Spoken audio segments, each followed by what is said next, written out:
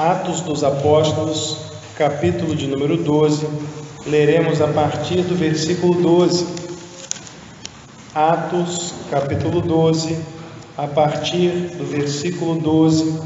Eu estarei lendo, os irmãos estarão acompanhando, iremos até o versículo de número 19. Atos, capítulo 12, a partir do versículo 12, iremos até o versículo 19. Onde a palavra do Senhor fala-nos assim: E considerando ele nisso, foi à casa de Maria, mãe de João, que tinha por sobrenome Marcos, onde muitos estavam reunidos e oravam.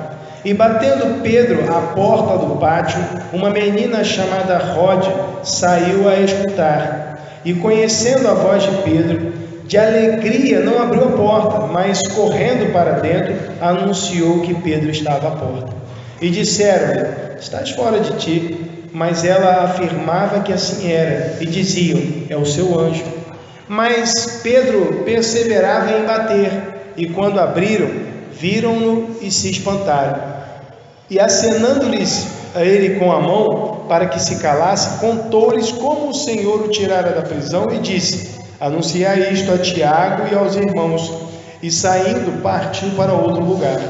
E sendo já dia, houve não pouco alvoroço entre os soldados sobre o que seria feito de Pedro. E quando Herodes o procurou e o não achou, feita inquirição aos guardas, mandou-o justiçar. E partindo da Judéia para Cesareia, ficou ali.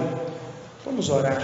Senhor, te damos graças, ó Deus, porque a Tua palavra fala profundamente aos nossos corações, ó Pai. Ela é a nossa única regra de fé e prática. Ela, ó Deus, é lâmpada para os nossos pés e luz para o nosso caminho. Obrigado, Deus, porque podemos ouvir a Tua voz claramente ao lê-la. Te agradecemos, ó Deus, também pelo privilégio de podermos refletir sobre o que diz a Sagrada Escritura, e por isso, nesta ocasião, nós rogamos a Ti, Senhor, que Tu nos conduzas, ó Pai, para que mediante a exposição da Tua palavra, alcancemos esse objetivo de reflexão, mas sobretudo, ó Deus, de prática, a fim de que o Teu nome seja glorificado através de nossas vidas. Ó Deus, é o que eu te peço e desde já te agradeço em nome de Jesus. Amém. Você pode se assentar. Irmãos, nós com muita frequência assistimos, quando fazemos compras, né, nós vemos a pessoa, às vezes, que trabalha no caixa, fazendo a verificação das nossas notas, né, as notas que nós utilizamos para o pagamento, né? Isso com o propósito de constatar se o dinheiro é verdadeiro, né, se a nota é autêntica. Na mídia, né, nas emissoras de TV, nós vemos que também há algumas orientações, e sabemos que há alguns detalhes que nos levam a constatar o mesmo, né? Sempre há, só que ninguém leva isso em conta, né? A aspereza do papel, né? A marca d'água, tem as notas de 50 e 100, tem aquela faixa luminosa, né? Reflexiva lá. Então, mas há elementos presentes na nota verdadeira que não estão presentes na nota falsa. E isso faz a diferença entre o que é autêntico e o que é falso. E esse desejo de ter em mãos o que é autêntico, isso não se limita apenas ao uso do dinheiro. Embora esteja sempre implicado o uso do dinheiro. Nós, por exemplo, os jovens, né, eu lembro quando eu estava no colégio, no ensino médio, o pessoal era muito preocupado com marcas. As pessoas estavam sempre preocupadas se o negócio era de marca, se não era, se era falsificado, se era original. Então, essa preocupação com a autenticidade é uma preocupação de todos nós. E, na verdade, até nos é requerida uma certificação de autenticidade, por exemplo, quando nós tiramos a cópia de um documento, para saber se a cópia é fiel ao original, se ela é uma cópia verdadeira, autêntica. A gente vai no cartório, o indivíduo lá no cartório, ele faz a verificação e coloca o selo assim, está autenticado. De igual modo, quando nós pensamos na fé cristã, nós sabemos que há como perceber o que é um cristianismo autêntico e o que é um cristianismo falsificado. O que está distante das Escrituras e o que está alinhado com o ensino bíblico. Por isso, irmãos, olhando para o texto que nós lemos, tomando por base esse texto, quero falar com os irmãos sobre o cristianismo autêntico. Cristianismo autêntico. Não pode haver pirataria no reino de Deus. Não estou me referindo a produtos piratas, mas sim a igrejas e crentes piratas, falsificados. Quero falar sobre o cristianismo autêntico. E a primeira coisa que quero destacar, irmãos, é que o cristianismo autêntico, ele não é uma religião privada, não é uma religião do indivíduo. Como assim? Veja, a primeira coisa que Pedro faz, nós vemos aqui no versículo 12, Pedro, o contexto, só para a gente se situar, né? Pedro havia sido liberto da prisão por intervenção divina. Deus enviou um anjo e Pedro, agora solto da prisão, a primeira coisa que ele faz, no versículo 12, é se dirigir à casa onde os crentes estavam reunidos. Ele vai à casa de Maria, mãe de João, que tinha por sobrenome Marcos. Esse João Marcos aqui, provavelmente ele é o Marcos que escreveu o Evangelho, que geralmente nós associamos ao seu nome, Evangelho de Marcos. Esse João Marcos, provavelmente, alguns o identificam como aquele menino que saiu correndo, sem roupa lá, quando o pessoal vai prender Jesus, tem um menino que sai correndo lá e cai a roupa e tal. Então, as pessoas identificam o João Marcos com aquele menino lá. Esse João Marcos também é aquele que acompanhou Paulo na sua primeira viagem missionária. Quando foram Paulo e Barnabé, João Marcos também os acompanhou. Mas, veja bem, na casa de Maria, mãe de João Marcos, as pessoas se reuniam ali. E Pedro, após sair da cadeia, a primeira coisa que ele faz é buscar a comunidade cristã. Ele podia ter buscado fazer qualquer outra coisa, mas ele preferiu estar com a igreja. Ele podia buscar, talvez, seus familiares, ou talvez buscar alimentação, mas o texto destaca que ele foi até o local em que os cristãos se reuniam e estavam ali orando. Irmãos, é importante a gente refletir sobre isso, porque a vida cristã, ela é essencialmente comunitária. Não existe cristianismo de um. O cristianismo não é uma religião privada. Não é algo, o que eu quero dizer com religião privada? Aquilo que é exercido de maneira particular, sem a participação do outro. Alguns propõem isso, né? Que cada indivíduo tem a sua religiosidade independente do outro, sem a necessidade de congregar, por exemplo. Assim defendem os desigrejados. O cristianismo não é assim. O cristianismo autêntico inclui necessariamente uma vida comunitária, a igreja reunida. Tanto que a palavra igreja, a gente de vez em quando pergunta aí o significado. A palavra igreja significa chamados para fora. Essa expressão, ela está no plural ou está no singular? Está no plural. Então é uma referência a mais de uma pessoa, certo? Palavra igreja é uma palavra de origem grega no plural. Plural é mais de um. Ou seja, não existe cristianismo de uma pessoa só. Não existe o cristianismo separado da vida comunitária da igreja. Não existe o Cristo em casa. Embora haja um programa de TV assim, né? Mas não existe. Desde que o indivíduo tenha condições de se locomover, ele deve se reunir com os seus, com os que professam a mesma fé. Agora, na Bíblia, nós vemos, além da palavra igreja, vemos outras expressões usadas, que são expressões coletivas. e se refere à igreja. Um exemplo disso, a igreja é o pontinho de Cristo. É o quê? É o corpo. E corpo, quando nós pensamos em corpo, nós estamos também pensando na coletividade. 1 Coríntios 12 fala sobre os vários membros do corpo e as suas diversas funções. Então a igreja é um corpo, mas são muitos membros. Então, da mesma forma, nós temos em Efésios 2,19 a expressão família de Deus. Família também é uma expressão coletiva. Nós temos também em 1 Timóteo 3,15 a expressão casa de Deus, e quando nós vemos casa na Escritura, geralmente está associado também ao contexto familiar, então dá a ideia de mais de um. Porém, irmãos, com a pós-modernidade, com o passar do tempo, as pessoas acabaram desenvolvendo um pensamento de privatização da fé. Como assim?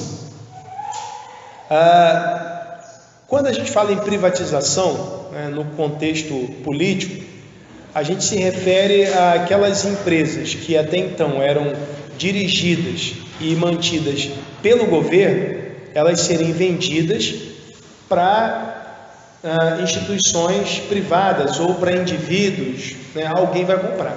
Mas quando nós falamos de privatização da fé, nós estamos nos referindo àquilo que é naturalmente comunitário, mas que é transformado em algo exclusivamente individual.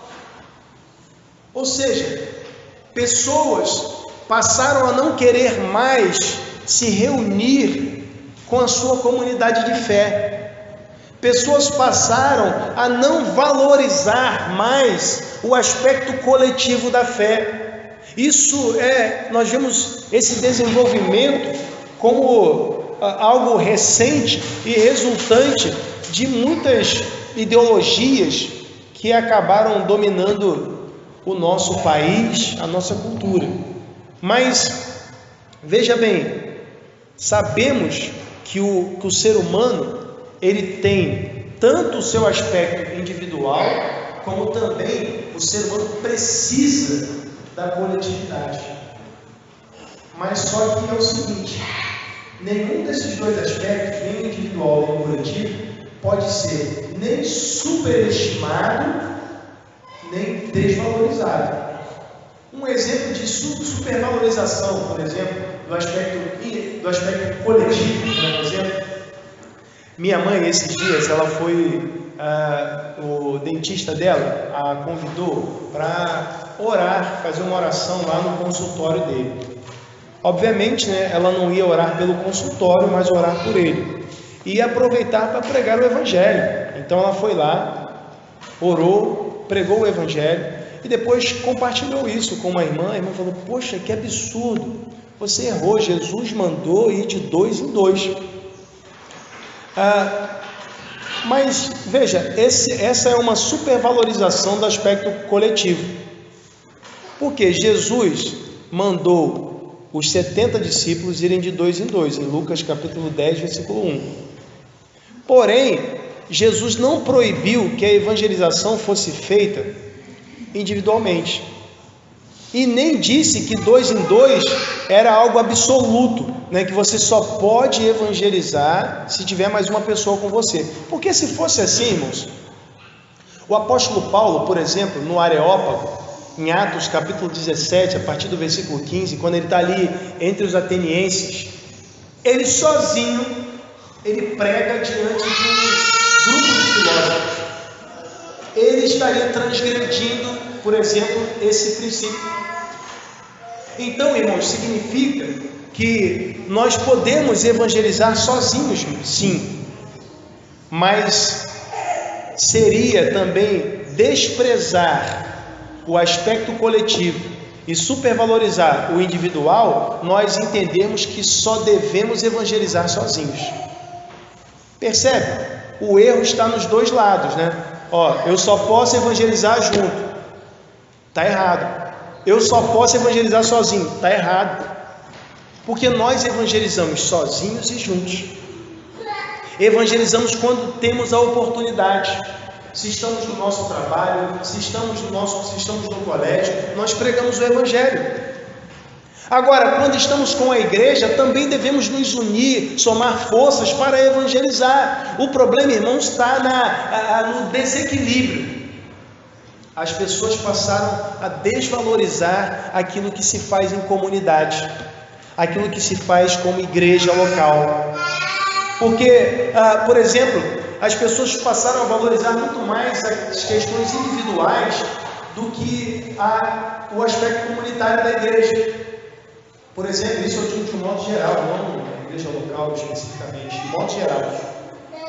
Por exemplo, é muito mais fácil, irmãos, nós agendarmos, por exemplo, talvez uma ida ao cinema e termos um número bom, do que agendarmos uma reunião de oração e termos o mesmo número. É muito mais fácil nós agendarmos talvez uma confraternização, um churrasco, um passeio, talvez, e termos um grande número do que agendarmos uma evangelização e termos o mesmo número. Porque o aspecto comunitário da fé, o aspecto comunitário da nossa espiritualidade, ele veio com o tempo se perder por conta de inúmeros pensamentos tortos que foram divulgados. E as pessoas valorizaram mais o aspecto individual. Eu gosto de filme, então eu quero ir ao cinema, mas não quero orar. Eu gosto de comer e fazer isso, então eu prefiro ir lá e não venho aqui. Então o prazer do exercício da espiritualidade em comunidade, ele veio desaparecendo com o tempo. Mas nesse texto, nós vemos esses aspectos presentes. Irmãos, veja, a vida comunitária da igreja aqui, saltando aos nossos olhos, não só no fato de Pedro buscar a comunidade, mas em outros elementos. Veja, o texto diz que Rode conheceu a voz de Pedro. Irmãos, quando vivemos em comunidade, nós conhecemos uns aos outros. Interessante que os nomes das pessoas são mencionados aqui com precisão: Maria, João Marcos, Rode. Quem compartilhou isso com Lucas? Lucas escreveu o livro de Atos. Quem compartilhou isso? Uns dizem que foi Marcos, mas muitos acreditam que foi Pedro. E se de fato foi Pedro, isso demonstra, irmãos, que ele sabia exatamente o nome de cada um. Os irmãos já viram aquelas igrejas, aquelas mega igrejas, que tem pessoas às vezes que congregam no mesmo lugar, mas que não se conhecem, que não sabem o nome? Também nesse contexto, o aspecto comunitário se perde. Nós precisamos do aspecto comunitário da fé, precisamos conhecer uns aos outros, precisamos dessa relação, saber o nome um dos outros, saber conhecer a voz do outro, saber onde o outro mora. Isso é legal, isso é importante, faz parte da nossa vivência como igreja. E nós vemos isso presente nesse texto. Vemos que Pedro valoriza isso, porque ele faz questão. Ele não foi embora não, meu irmão. Ele bateu na porta, que pelo contexto nós entendemos que era algo semelhante a um portão, porque veja, o texto diz que ele bateu a porta do pátio. Isso significa, irmãos, que essa família, a família de Maria, tinha uma boa condição financeira. Por quê? As casas, elas não costumavam ter portões, assim, um muro e uma porta. A porta era já para a rua. Mas aqui a casa é maior, tem um pátio. Então provavelmente eles tinham uma boa condição. A casa deles devia ser ampla para receber os irmãos que estavam orando. E nisso também nós vemos a comunhão, porque é um nivelamento social. Não importa quem tem muito ou quem tem pouco, a igreja está reunida. Isso é a vida comunitária. Veja, Pedro não desistiu. Ele podia ter batido ali, bateu no portão e de repente, meu irmão, poxa, estou aqui um tempão já esperando, vou embora, ninguém me atende. Mas ele permaneceu porque considerou importante estar com aqueles irmãos. A serva, que é a Rode, ela se alegra, essa menina se alegra por ver Pedro, porque ela o conhecia, e de tanta alegria, ela nem abriu a porta, foi correndo contar para os outros, ficou feliz. Irmãos, e a vida comunitária da igreja deve nos levar a nos alegrarmos uns com os outros. A alegria do meu irmão deve ser a minha também, a alegria da presença do meu irmão, a alegria de nós estarmos juntos, a alegria de ver os nossos irmãos sendo abençoados também. Isso deve nos alegrar, e a alegria, ela vai começar a tomar conta aqui nesse contexto, e a alegria deve fazer parte da nossa vida. Irmãos, o mais importante é que nós entendamos que nós somos membros uns dos outros, ligados, um só corpo, e isso vai nos mover no sentido de uma vida comunitária saudável, onde vamos valorizar esses aspectos, estarmos reunidos para orar, estarmos reunidos para evangelizar, porque há pessoas que defendem: não, eu posso orar em casa. Posso, mas não significa que eu não devo, por conta disso, orar com os meus irmãos. Eu posso evangelizar sozinho. Posso, mas não significa que eu não devo me unir à igreja local para proclamar o evangelho. Devemos nos unir para uma e outra coisa. Devemos fazer todas essas coisas, porque todas essas coisas contribuem para a glória do Senhor. Segunda coisa que eu quero destacar, irmãos, é que o cristianismo autêntico, além de não ser uma religião privada, uma religiosidade privada, não é também um conjunto de ritos. Cristianismo não é um conjunto de ritos. E quando nós mencionamos ritos, nós não estamos nos referindo, a nossa ideia, né, é do rito vazio, e não do rito, porque se a gente pensar bem, irmãos, rito é toda a prática que ela é repetitiva, ela tem um ponto inicial, uma marca inicial, onde foi instituída, e ela vem se repetindo e repetindo e repetindo. Nós, por exemplo, temos um rito chamado Ceia do Senhor, que nós repetimos e foi lá no passado instituído. Mas eu estou me referindo ao rito vazio de significado, que se faz por fazer. Veja que no texto, né, a menina, ela foi contar que Pedro estava presente ali para os demais irmãos, mas os irmãos não acreditaram. Mas aí eu pergunto, irmãos, eles não estavam orando, rogando a Deus para que Pedro fosse liberto?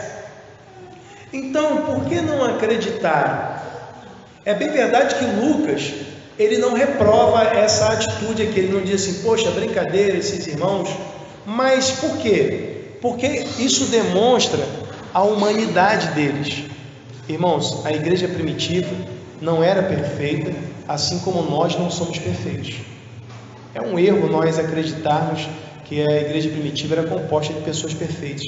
Porque na igreja primitiva, não, eram seres humanos como nós. Então, nesse momento, eles falharam. Eles imaginaram que àquela altura Pedro já estaria morto, porque ele estava preso para ser executado. Porque, como falamos noutra ocasião, as prisões na antiguidade, elas não eram a punição. A punição era outra coisa, a prisão era apenas provisória. Já destacamos isso até no estudo em relação à Bíblia mesmo, né? Deus não mandou fazer cadeia, né? Realmente, porque a cadeia nunca foi a punição. Mas, enfim, nós vemos que eles oraram, mas quando a resposta chegou, eles não acreditaram.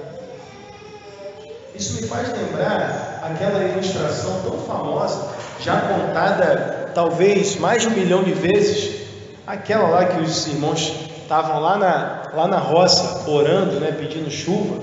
Os irmãos estavam orando, pedindo chuva. Quando terminou a reunião de oração, a menininha já pegou o guarda-chuva, né? Porque a reunião de oração era pedindo chuva, ela já tinha levado consigo o guarda-chuva. Na hora de sair, ela estava abrindo o guarda-chuva, que isso, está maluca? Nós não oramos pedindo chuva? Então, da mesma forma, né, quando nós vemos nesse texto que eles não acreditaram, nós passamos a refletir. Será que nós também, em algum momento, nós fazemos orações meramente teóricas ou rituais, vazias de confiança e significado? Será que em algum momento não oramos sem ter, apenas como um discurso que fazemos, talvez ora público, né, ora individual? Será que realmente, quando estamos orando, estamos confiando que Deus há de realizar aquilo que estamos pedindo, que Ele pode fazer? Porque, irmãos, muitas vezes nós afirmamos confiar em Deus e depositar a nossa fé nele. Porém, irmãos, por vezes, quando as pessoas se deparam com circunstâncias que, sinceramente, podem até ser resolvidas pelo homem, acham que Deus é incapaz de resolver. Um exemplo disso: problemas conjugais. Irmãos, pode ser resolvido pelo homem. A maior parte das vezes as pessoas não querem resolver, não querem se comunicar. Pode ser, mas a pessoa chega a cogitar que Deus não possa resolver isso. Ora, se até as pessoas se assumissem uma postura, uma disposição de resolver, poderiam solucionar o problema, por que razão Deus não poderia fazer? E mesmo que o homem não pudesse resolver, irmãos, nós afirmamos crer no Todo-Poderoso, aquele que disse: haja luz e houve luz. Não tinha nada. E Deus criou todas as coisas. Então, esse é a esse mesmo Deus que nós nos remetemos quando oramos. A gente ora e fala com Ele. A gente não está falando sozinho. Falamos com o Todo-Poderoso. Então, devemos confiar nele. E não importa o que Ele responder, devemos acatar. Não importa. Irmãos, a gente precisa ter em mente, né, que a oração é eficaz. A oração funciona, a Bíblia diz isso. Tiago 5,16 diz que a oração de um justo pode muito em seus efeitos. Quem é o justo? Essa pergunta nós já fizemos e fazemos muitas vezes. Quem é o justo? É o camarada que anda direitinho, é isso? Que anda certinho, perfeito, é isso? Quem é o justo?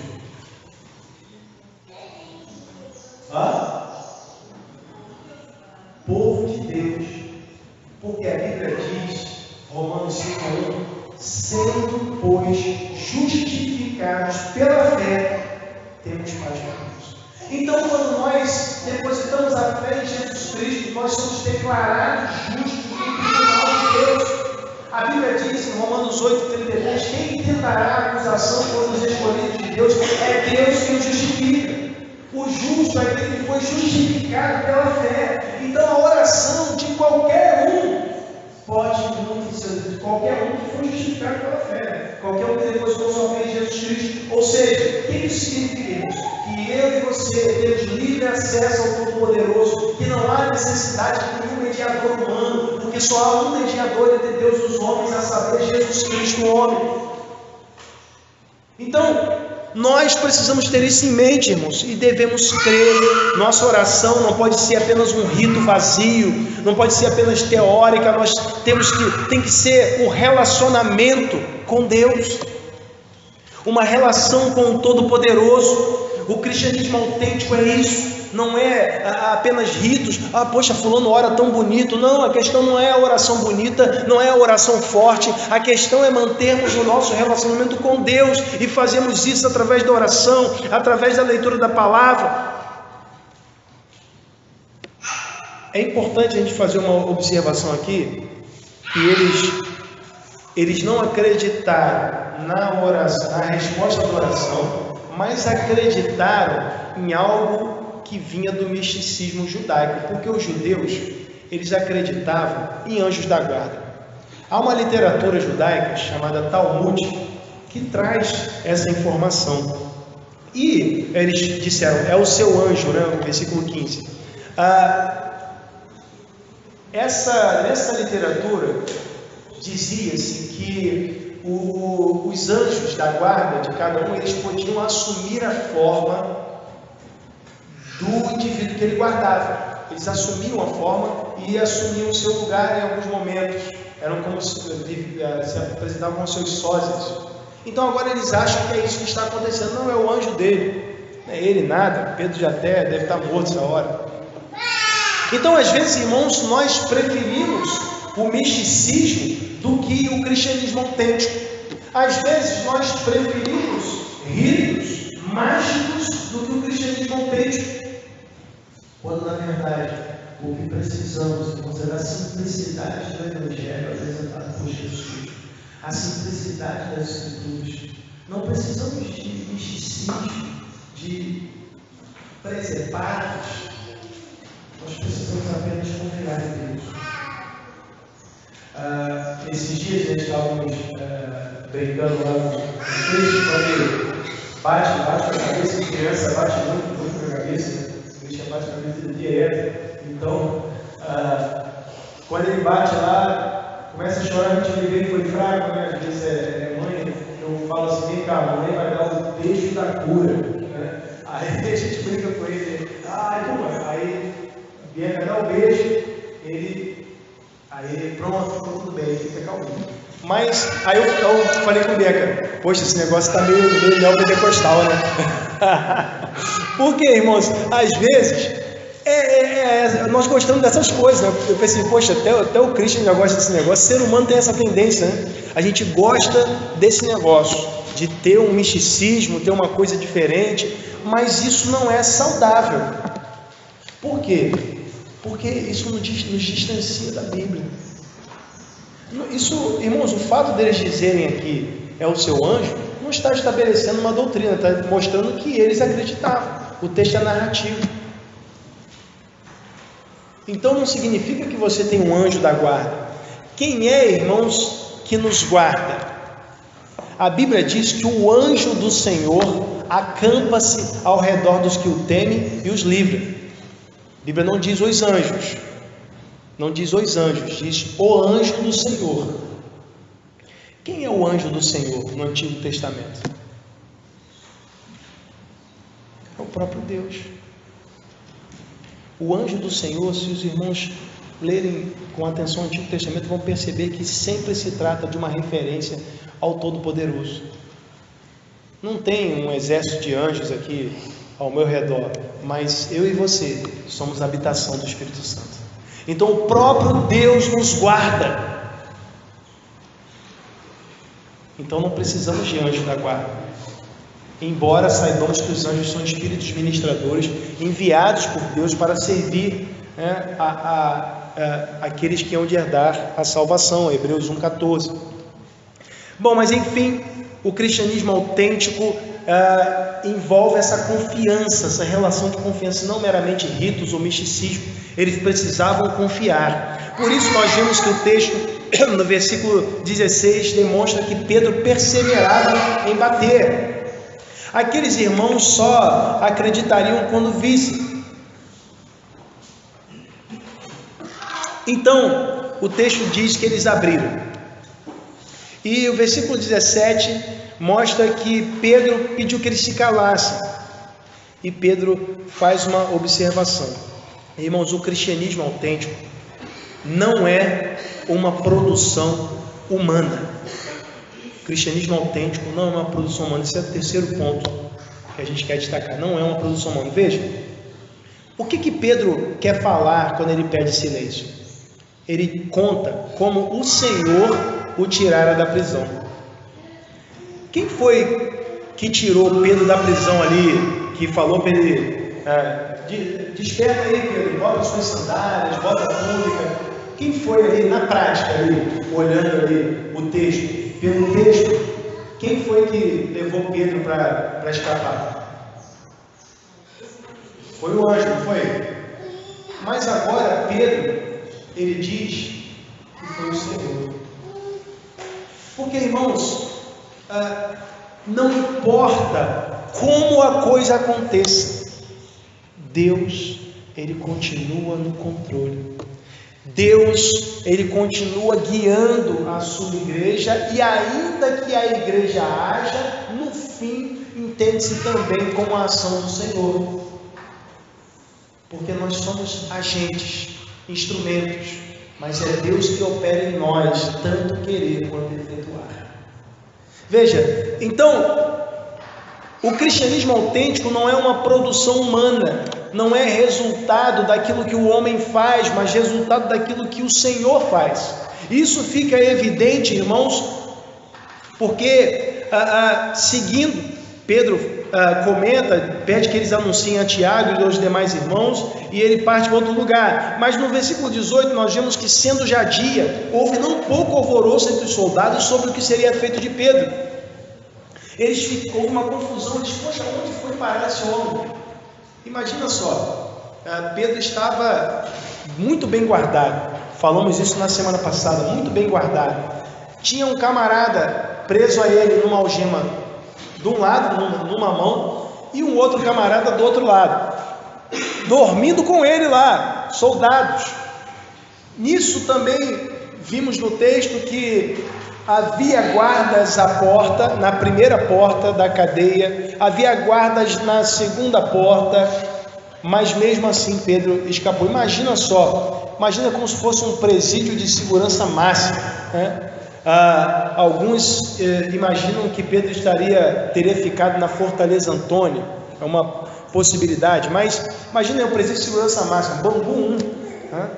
E com a segurança reforçada, Pedro foge sem matar nenhum soldado.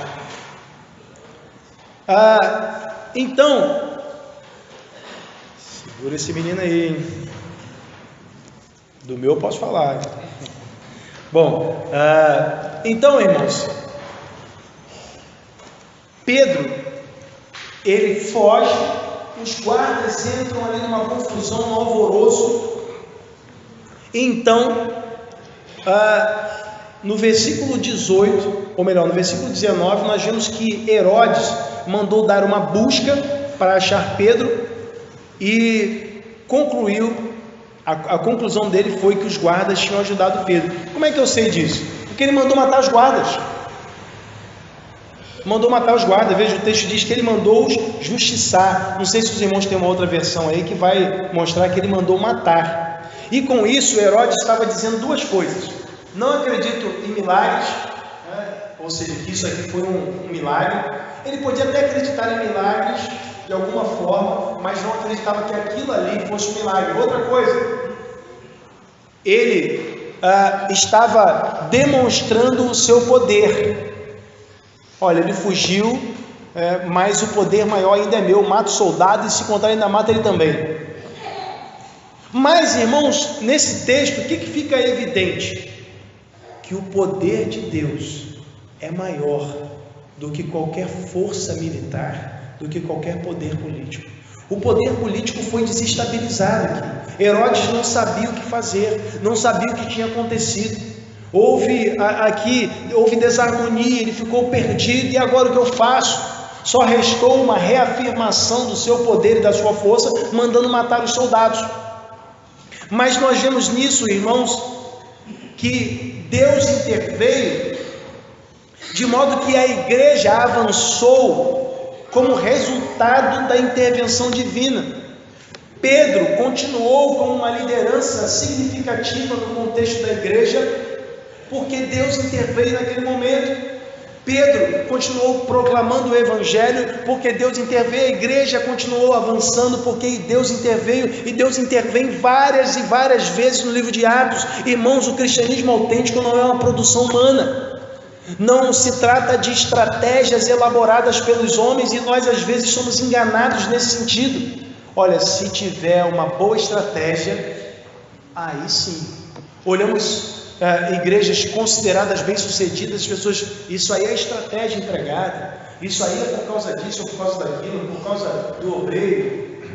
Irmãos, cristianismo autêntico não é produção humana, não é resultado da estratégia elaborada pelo homem, não é resultado da boa oratória do pastor, não é resultado de nada que possamos fazer, irmãos. Nós somos apenas instrumentos, nós pregamos o Evangelho, mas quem fala ao coração é o Espírito Santo de Deus. Nós não podemos converter pessoas, nós apenas pregamos o Evangelho e o Senhor faz a obra. Então, cristianismo autêntico não é produção humana. Se foi produção humana, fala assim, não, eu tô na igreja, meu irmão, porque realmente eu vi que tem organização, tá do jeito que eu gosto, né? Isso é produção humana. Se é produção humana, irmãos, não permanecerá. Não permanecerá. Porque a Bíblia diz que aqueles que se rendem aos pés de Cristo, aqueles que creem no Evangelho, são selados com o Espírito Santo da promessa. E esse Espírito Santo é a garantia da nossa herança, é a garantia de que nós vamos chegar até o fim. Por isso Jesus disse, aquele que perseverar até o fim será salvo. Só vai perseverar quem for a habitação do Espírito Santo, porque o Espírito Santo que garante a perseverança. Sem o Espírito Santo não há como caminhar, não há como ser crente. Por isso que a Bíblia diz em Romanos capítulo 8, versículo 9, diz que se alguém não tem o Espírito de Cristo, esse tal não é dele. Ou seja, somente com a habitação do Espírito Santo é que podemos chegar ao fim. E por isso cremos e enfatizamos, o cristianismo autêntico não é produção humana.